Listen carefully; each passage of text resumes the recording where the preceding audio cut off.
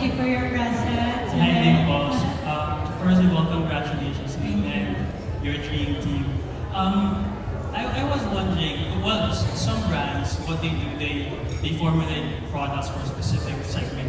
Like, there are skincare for men or for women.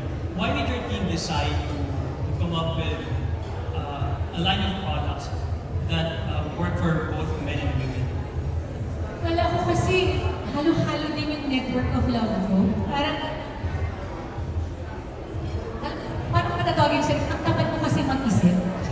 Yung parang with everything that I have to think through every day with the other businesses that we do, me as a mom of 3, and imagine my children are of different generations.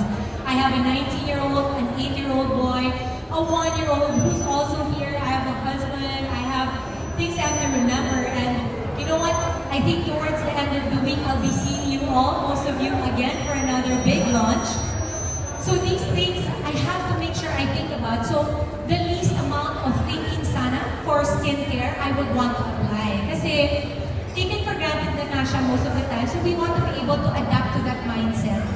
And so even if I wanted to do, like for example, a specific line for men only, or for other genders, or for women only, I feel like skin is skin.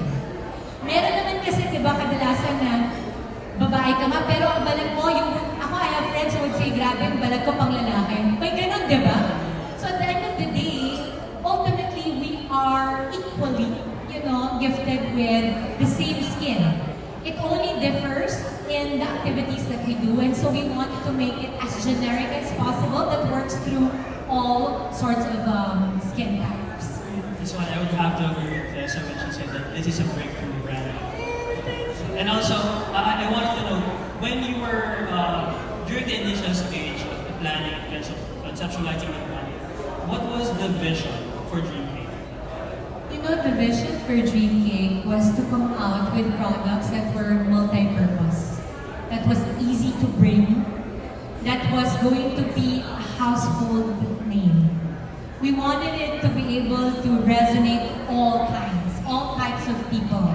Gender man yan, status man yan, whatever kind of dreamer you are, whether you're the type of dreamer that is a patient dreamer like myself, or you're a risky dreamer like my other friends na big dreamers talaga sila, I wanted to be able to adapt to the kind of lifestyle they have.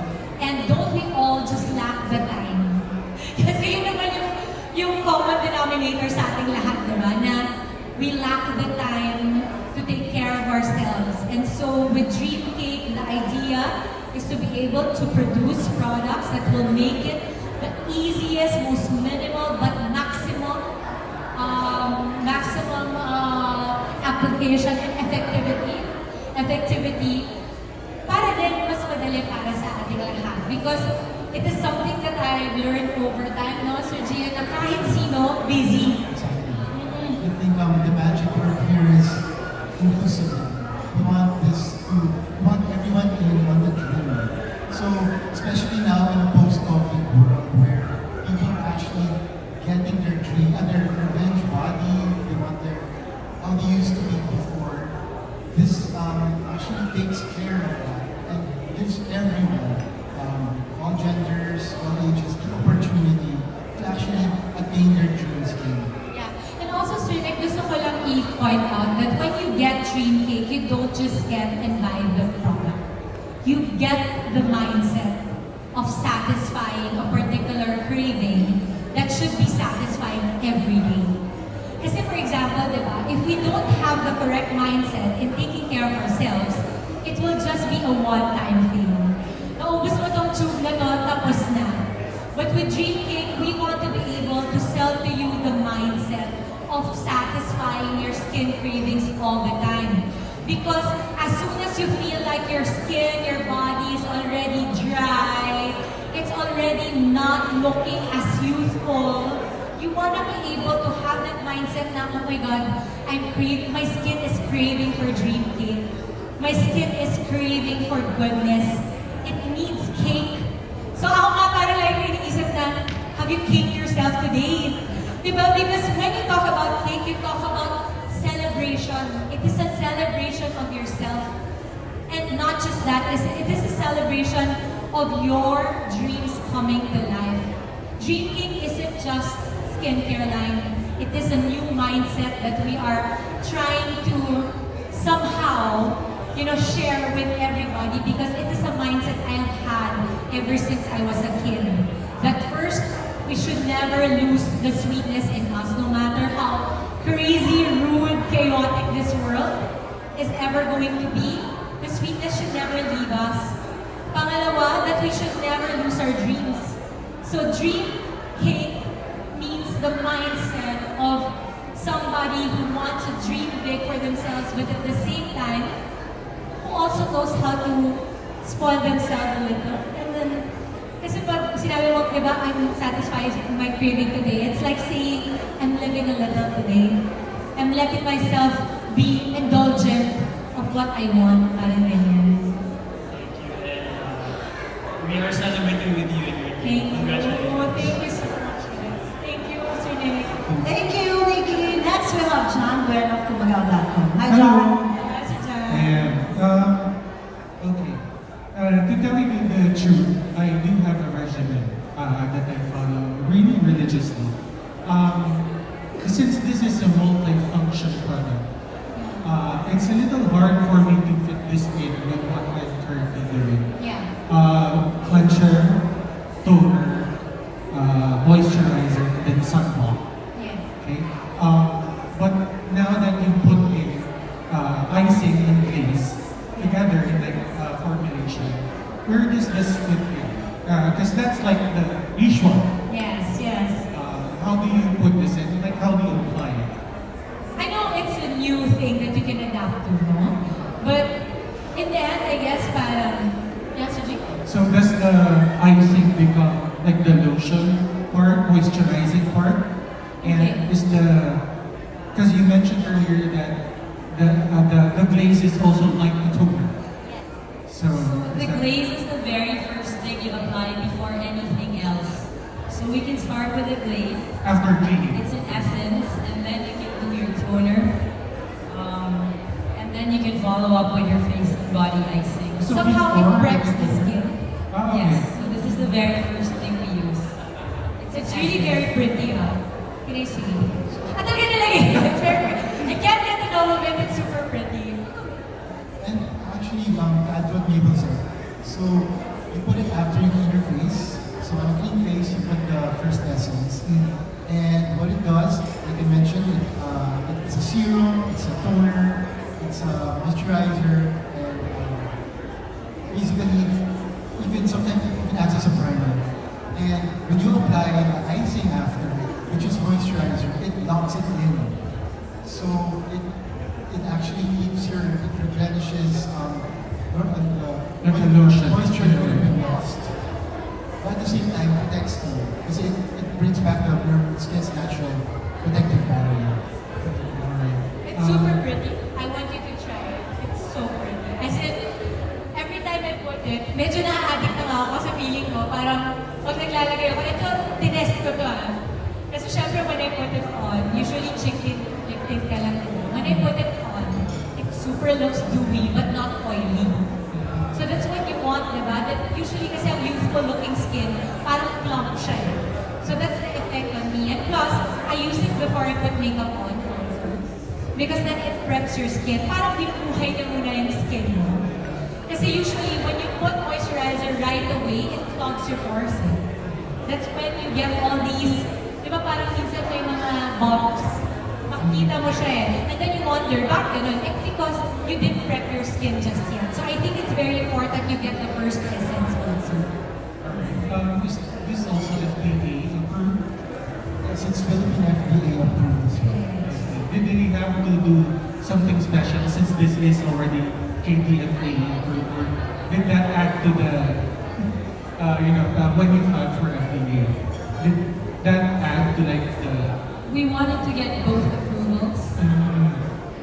Alright, thank you so much.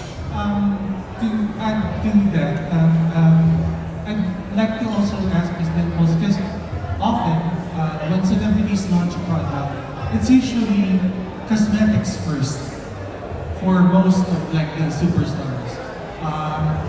that before they ventured into skin products.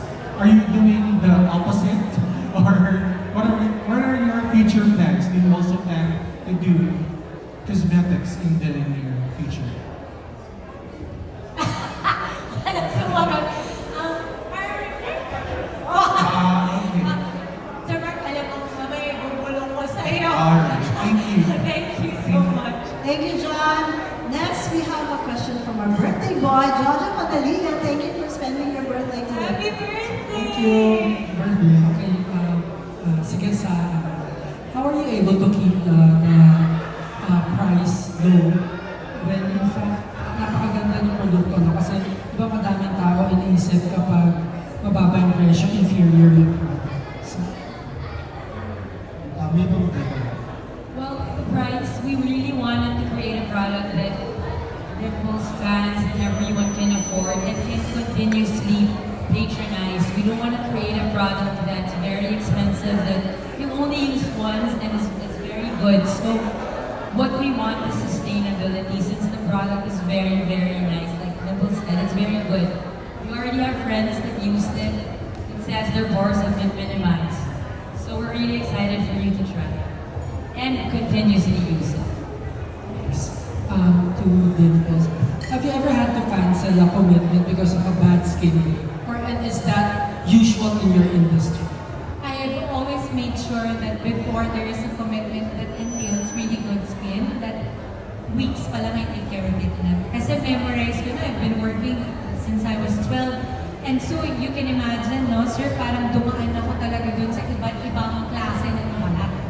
And it's been, grabe kawawa na nga yung balat ko. Feeling ko parang sobrang dami na ng pinagdaanan kasi kasama ko naman kayong lahat sa mga teleserye at meron ako mga ginawa na talaga namang hindi mo na ako makilala sa sobrang daming inilagay. Nag-shake, rattle, and roll ako, di ba? Yung mga prosthetics sa mukha ko. Ano pa ba ako? Nagbagali din ako, so may paint kami. You know, these things come into mind, no? When I think about the struggles of a person who goes through different kinds of skin types. So, sabi niya, mas malala pa because you put makeup every day, ang kapal-kapal pa. Para hindi masira. Tapos, the light pa is so strong. So, never akong nagpa-cancel. Pero, I have had really bad struggles with skin growing up. That's why, kanina, nung sinasabi ni Sir Mark na parang, why did you go the other way around? It's because ako, before cosmetics, I actually, mas importante sa akin the skin first. So parang, kaya din yun yung inuna ko muna. Okay, thanks. My last question. Kanina you talked about the inevitability of maturing skin. How different is your skin now from 10 years ago? And how does this product address that change? Well, definitely, 10 years ago, my skin was so much more supple kasi iba talaga yung dala ng batang balat eh. Tapos, our sun pa now is harsher, di ba? Sabi nga nila, kahit nag-drive ka daw, grabe na yung UV rays sa atin. So, with Dream Cake, we wanted to make sure that para naman ma-inspire ka kaagad, both of them would have instant effects, no? It's not, of course, you have to keep using it for the long-term effects, but not also taking away the instant effects that it has, no? So both products would share to you instant brightening effect and instant glowing effect for this one, but also takes care of your fine lines over time because again, it moisturizes your skin. So at the end of the day, ako kasi naniniwala ko na when you take care of your skin and you want to make sure you age well, like fine wine, you have to start now. Actually, kung sinasabi nga nila, when did you have to start your skincare line? When did you have to start taking care of your skin? Ang sagot dapat dyan ay kahapon. Kasi today, I'm definitely older than I was yesterday, and so are you all. So if you want to make sure that you glow differently and you're able to achieve your dreams, at pag naging successful tayong lahat, maganda pa rin tayo, alagaan na natin mga sarili natin ngayon pa lang. Ano po ang pinakabatang edad na pwedeng gumamit ng product? Like, pag 10 years old ka ba, pwede mo gamitin? Pwede siya actually for all ages talaga. Since this is for all skin types. Whether it's very young or for older people talaga. It's really suitable for all skin types.